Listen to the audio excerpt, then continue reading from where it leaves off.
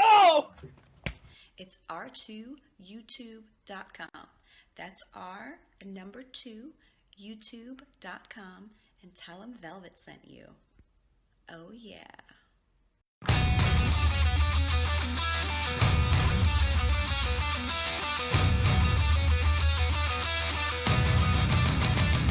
Let's go down. This is Rasslin Rage. Do it now. This is Rasslin Rage. Scream it out loud. This is Rasslin Rage. Cody Fleming is the man who leads the brigade. Let's go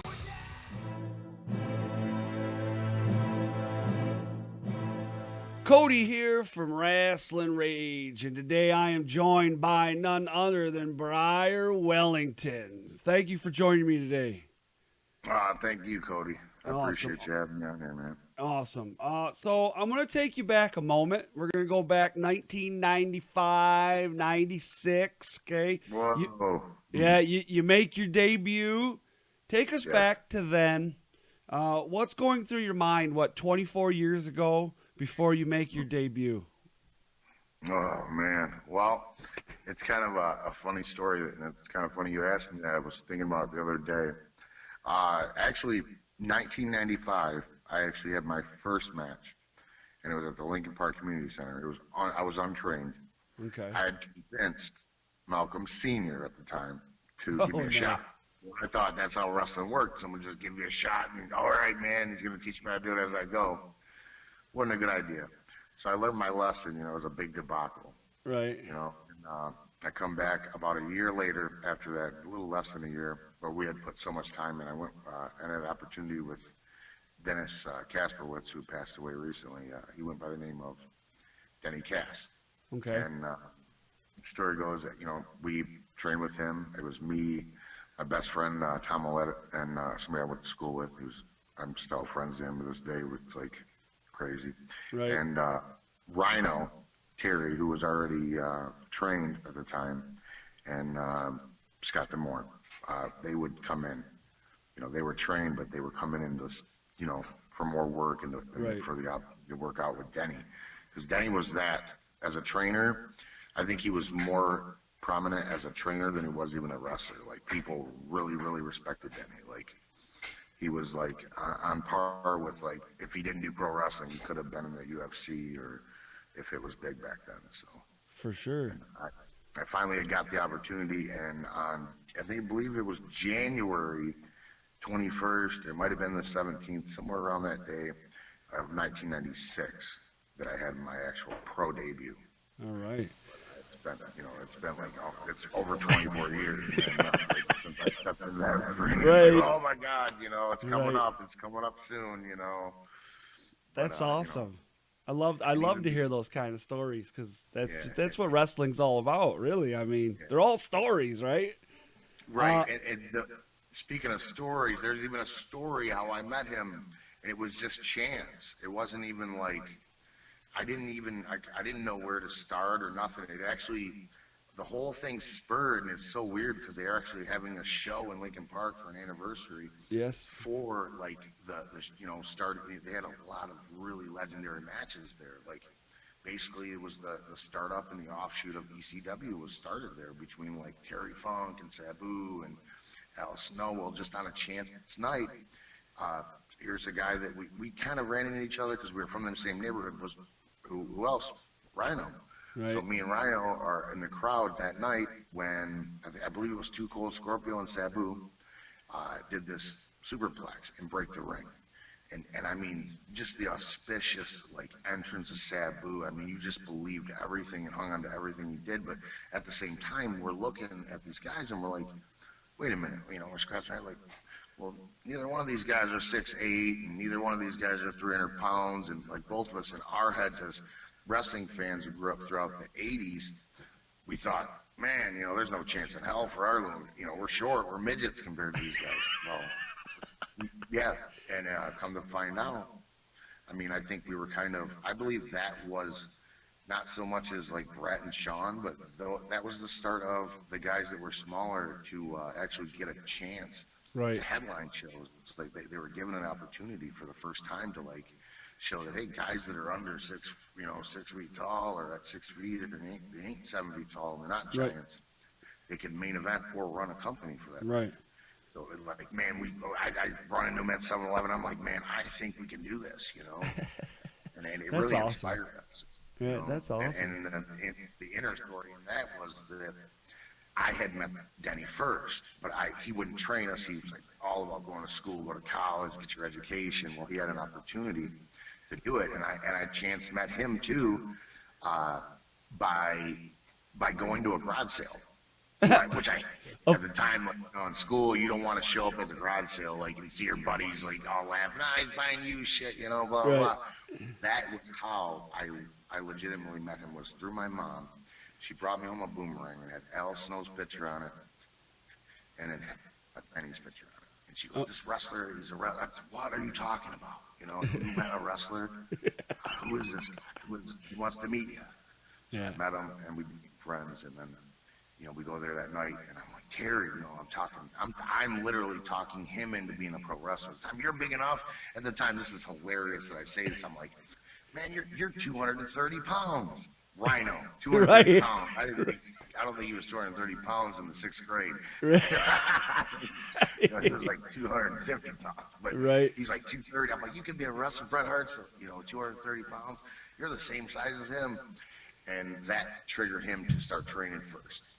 And then right behind him, Denny had asked me, and that was the difference between a lot of guys, is that a lot of guys pursue it. Well, he knew I was pursuing it, but I was like, kind of like, he didn't like the idea of, he totally was against wrestling untrained, and I became that way too. Right. And he offered us the opportunity to train with him. Right. And we took it. Right, yeah. Boom. I like the way you put that, though, because he offered you the opportunity. It wasn't something that was just given. It was, Yeah, it was like, whoa, what I Right. mean? He was like, we literally, I remember this, like, to this day, like, we sat inside his living room, and I'm like, I thought maybe he was mad at us or something. He's like, I got to talk to you guys. And he says, I got this opportunity up in Hamilton. And this is the difference, too.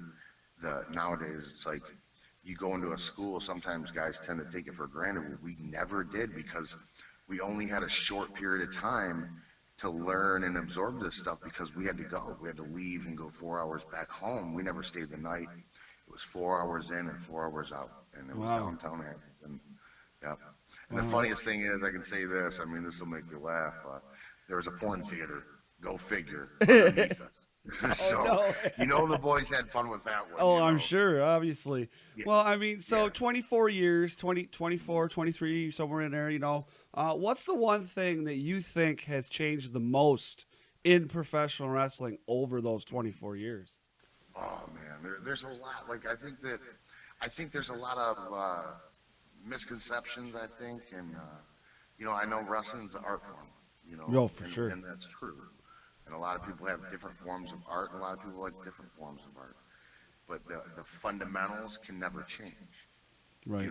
Like their styles can change, but the fundamentals of wrestling never change, Yeah. And I think a lot of times, what needs to happen sometimes, because sometimes you tend to get the bitter vet, or you get the rookie or the green guy with the chip on his shoulder. For sure. And to make wrestling work, you kind of want to bring the two generations together. Or, you know what I mean? If there's another generation, because a lot of the really, really old timers don't even want to pay attention to us. They don't. Right. They don't understand it. But it's like it needs to meet in the middle. You know what I mean? Right, for sure. To make wrestling work, like if you took the best wrestlers of the '80s and they were doing the best moves of the now, you literally have evolved the business and made it into something so. It's like almost like I feel like watching a live animation movie. Right, for action of the highest caliber. Oh yeah, and the moves now have evolved insane. Compared to the old days.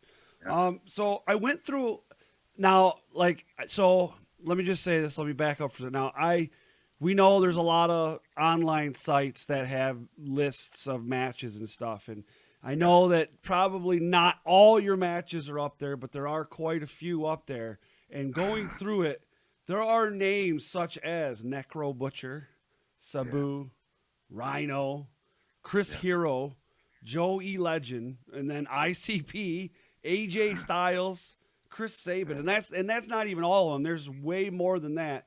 And I mean, it's like a list of who's who of wrestling, right? For Yeah. real. And so I got to ask you, with matches against guys like Necro Butcher, Sabu, and Rhino, how are you still alive?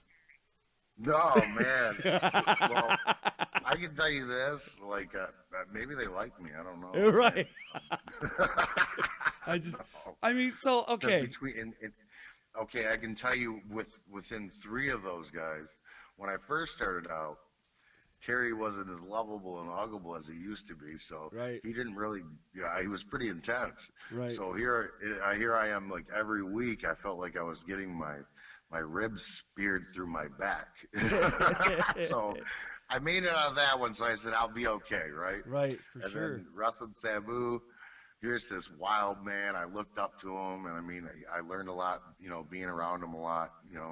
I learned a lot about working in professional wrestling just being around him. For sure. I mean, his love for the business is immeasurable. I mean, anybody can do that and sacrifice what he's done for the business. I feel like he's a pioneer For that sure. doesn't get credit. He's a shithead. I'll say that. I'll say that on record. He is a shithead, but we all love him. Right. And Well, I then- mean, then You what's that? you stood across from him in the corner at I believe it was at the Gathering, and what goes through your head when you're about to face a man that's known as a hardcore legend, Sabu, Yeah. the man, the one? There's only one. Man. Well, in my head, and Breyer Wellington's mind, and this isn't my ego, but this is like the character, the wrestler. This is how Right. invested I was in myself. Right. Because I felt like maybe he should be happy to be in the ring with me. There you and go. This is the confidence level that I was explaining to some of the younger guys Right. that they wouldn't understand, and some people could take it as I didn't respect him, but yes, I do. But if I sat there, and it's almost like, you know what I mean? This is a great car, but it's a little too much car for me. I'm not going to drive it because I'm so intimidated by it. Yeah. I would never drive the car, right? Right. But that wasn't the case. I knew that I was on the level that he was. As long as I did my thing right, I was going to learn something, number one. Right. Number two, it's going to, me wrestling someone of that stature, it's going to elevate my name. And number three, I mean, it was an honor to be in the ring with somebody who inspired me to be like, to be a pro wrestler. Not necessarily that he was the one, Right. but when I was trained, that was kind of like, between him and like Chris Benoit and Dean Malenko, your idols would change a little bit as you trained and learn more about the business. It went from, Hulkamania rules forever, and I Right. still love him. He's always got a special place in your heart, but you learn that the guys that were super good sometimes weren't the guys that were always on top. Right. And, Yeah, for I sure. learned a lot. So I mean that a match with Sabu has to definitely go down in your book as one of your, in that little notch or whatever you want to say. Oh, man, by for far. sure. I mean, between him, I'd say I've had probably, like, between those guys you named, besides like two of the guys you may have left out, which was Chris Candido, God rest their souls, Right. Chris Candido and Brian Christopher. As a kid, as a mark for wrestling, I used to have my own little top 10, and 1 through 7 is going to be the WWE guys and the WCW guys or NWA or WWF guys, but number 1 and 2 or whatever was normally, or in 3 usually, and I mentioned this guy too, was Eric Embry, Brian Christopher, and Chris Candido. Right. Because I watched Texas wrestling every week. It was like a thing, USWA in Texas and Mid-South, like that Yeah, type oh of yeah. wrestling. Like, so I grew up watching those. Same with Eddie Gilbert too. There's another one I left out. And it's like, Right. God rest. So I never got to get in the ring with him, but I mean, those types of people, like those are the ones that I would remember, and I found out how good they really were. Right. So, I mean, we talked about like there's a lot that's changed and all this stuff. Is there anything that you personally would like to change about the business? I think that I think the biggest thing that I've noticed, honestly, I think that the talent would be happier.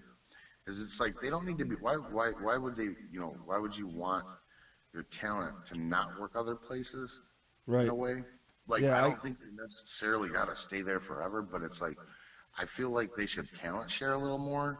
For sure. And then it wouldn't feel so much. It's kind of like you go to McDonald's every day, right? Yeah. Every day you're flipping the burger.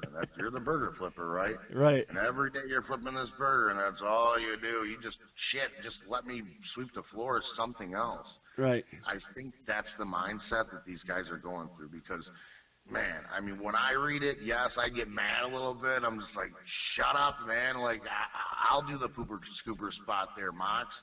Like, Right. give me that opportunity. I've only Right. dreamed in a million years and that I could have that opportunity that he had. You know, so I get a little upset on that end, you know, same with the CM Punk thing. It's like, oh my God, just shut up and do what he says. Like, I just, in my mind, I could not fathom telling them, no, I don't want to wrestle Triple H at WrestleMania. Do you know how many people in this profession would dream and literally probably cut one of their fingers off just to be in the same ring at WrestleMania with Triple H? A Pretty whole much lot. about over half the people that we know. and Oh, we for sure. admire Oh, in yeah, this that is for sure. Now, so you've also stepped into a role as a trainer at one point in your career, and now are you still actively training guys? Yes. Oh, for Yeah, sure. we're trying to find the right building and find the right location at the time. Right now, I do have 3 students. A majority, the 3 we have don't necessarily, they want to learn the business, but they're training like pro wrestlers, but most of them want to be refs. Okay. So I'm making them go through the process just because I'm like, it's better to learn the business from the inside out in any aspect you know. That way there's no holes, Right. you know, and there's no voids in in what you know and the knowledge you're carrying on. Right. Well, and I mean, one of your guys, I know you know Jeff Bundy, Jeff the Ref Bundy, Yes. and he mentioned you proud of before, and he was saying you gave him a break, and Yeah. you turned him on to Les Thatcher and all that. So that's good stuff there. Now, Yeah, like I Go don't ahead. want to totally take credit for his break because this is something I like to tell guys is like a lot of guys do like to do that. They love to take the credit for the guy that's succeeding, but in a way, he really did something on his own. Like, and it's something that I tell wrestlers all the time that if you don't take your own initiative, Right. like I can say all day how great he is and how great he is, and then you can go, man, Breyer said I was great. But that doesn't get you anywhere. Like, you got to get you somewhere. Like, you got to show up. You have to go to that local promoter, fucking help him set his ring up, help him set chairs up, do flyers, get on the shows, because without matches, your consistency in the ring will show. You know what I mean? Like, a real professional, like, I don't care how good you think you are, because 20 people cheered you on. More than likely, if you're a local guy, the 20 people in the crowd, it doesn't even count if they're your friends and family because they're invested in you no matter what. Right. Go outside of your comfort zone and learn to work in front of a crowd that might not appreciate you, and then when you win them over, it's like a real life win. It's like Yeah. a real win. You know what I mean? You're like, Yeah. damn. Like, what I did in that ring and what I knew about psychology and how I could like twist it around to where they would invest in everything I was doing.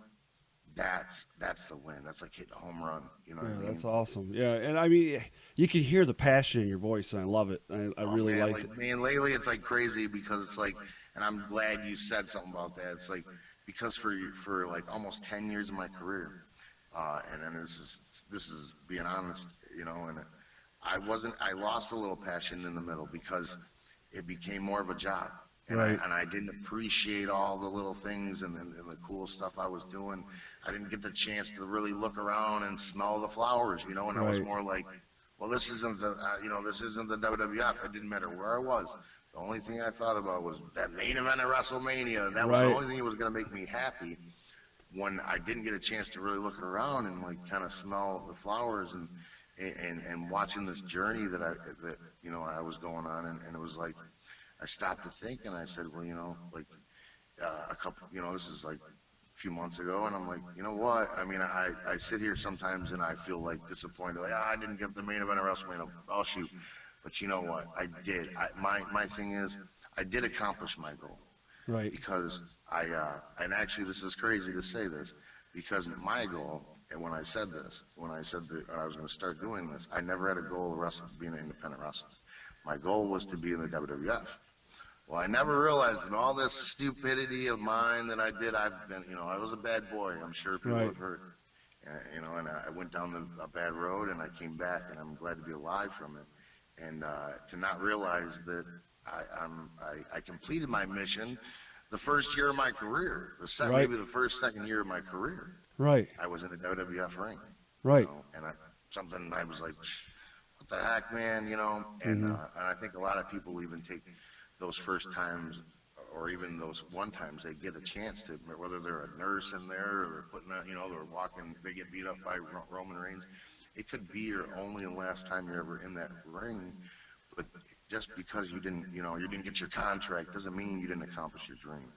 Because number one, you're a professional wrestler and you're getting paid by the WWE or WWF or whoever it is. If you get those opportunities, suck it all in, take it all in, look around you and smell the flowers, man. It's pretty cool, and it'll give you a better mindset. And it's like, hey, and if you really do want it and you feel like you can make it, then hey, you know what? Guess what? That door's still going to be there again. Just kick that motherfucker down.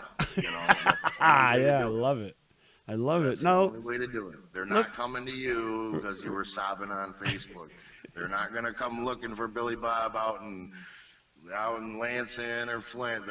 You got to go to them. that's for sure. Be Yeah, I ready, see that all the be time. prepared.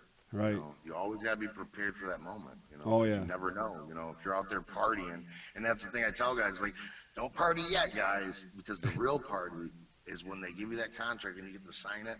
Yeah. That's the when you party. sell it. Yeah, for sure. So let's talk a little. You got a big show coming up Friday. You're Horse Land, man. Yeah, you got it's this is relatively a newer promotion, right? I mean, you're only what 3-4 shows in now, right? Yeah. Actually, it's crazier than that, man. Well, if you count that, the women's show is like 2 or 3 shows in. Okay. But that was more of a test run, and it's something we definitely want to do, and it's something I was real passionate about. I was like, man, let's get, I believe everybody deserves an opportunity, and I noticed there's a lot of women wrestlers working hard, and I feel like they need more opportunities, For sure. to get better. Yeah. But, And a lot of times women are showing up to men nowadays, Oh, they are. They open up and main event WrestleMania. That's yeah, pretty for good. sure. So Horror Slam, you got your the women's event, you got that, and so what sparked? I mean, obviously, you're a vet and everything, but what made you took the jump and said, let's do this? What finally said, let's do it? Man, this is the craziest thing ever. That is the one thing in wrestling that I never said I'd be. Because I'm telling Really? you what, I gave promoters shit. I mean, I probably owe about 100 promoters in my career apologies for being a dumbass, like maybe showing up late. I probably had bad etiquette, and I apologize to all of them out there 100 times over. Right. But I never thought I'd be a promoter. But I always I always took everything in, not even realizing I took the things that I took in. Right. And I knew I always had that ability to make things work, and I knew talent when I seen it. And sometimes I'm pretty good at, I hope I'm good at picking, and I have an eye for talent. And Right. I had an opportunity to run a show. And I'm like, to create a platform for wrestlers, hey, I can't be against that. For Right, no, up-and-coming absolutely not. guys, to create something like that to where all these people can come see them, because that's the thing, is to get better at your craft. Sometimes it's hard, you're gonna wrestle with love and passion in front of 15 to 20 people the same you would in front of 3, but damn, 300 people live and wild, or 500 or 600 wild, then there's really something there that can really motivate you, and it's just good for the boys, Yeah, for sure. have that chance to work in front of a crowd, what I mean, to give them opportunity, and a crowd that's this isn't a crowd you can't fool them, you know what I'm saying? No, for sure. Not gotta be on anymore. Yeah. It's like, when the ECW era came through, it's like, I don't know how many of those family shows they tried to put on.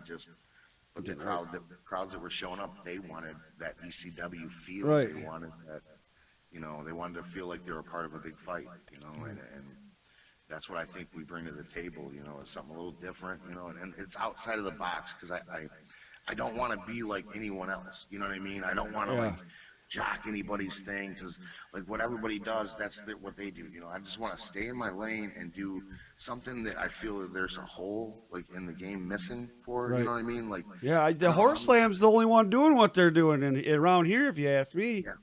You know, Yeah. there is nobody else that's promoting that kind of stuff around here.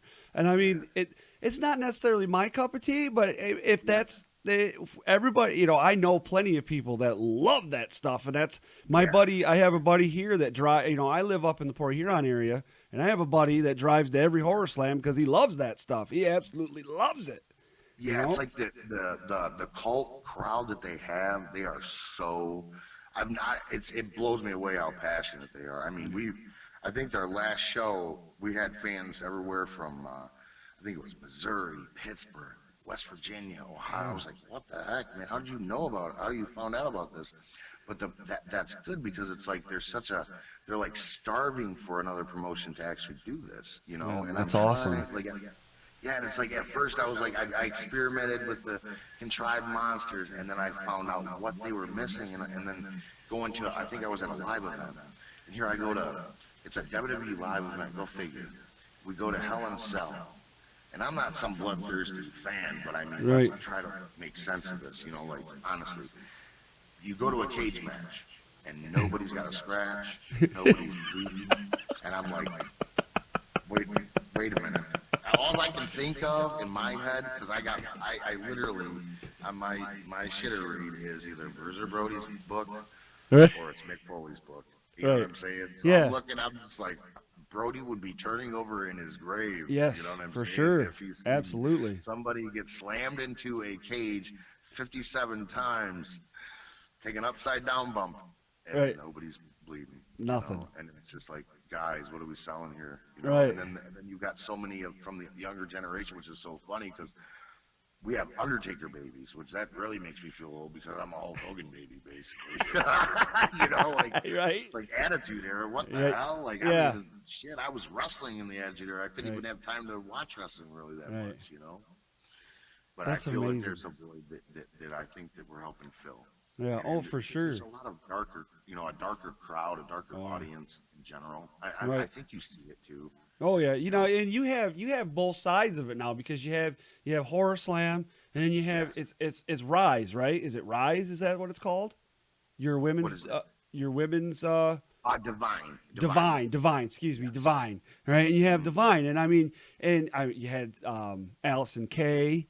I mean, Yeah. so you got both sides of it, I guess you could say. So, I mean, and it's all women, right? There are no men in there. It's all women on that. We got the one that's suspect. I don't know about that Super Oprah, right? Oh, Super Wait, Oprah. wait. Oh yeah, I know Super Oprah. But I'm telling you, like even I can put him over right now as a great worker. And Oh, for I mean, sure. the Yeah. gimmick honestly is money. I mean, that could be on WWE any day of the week.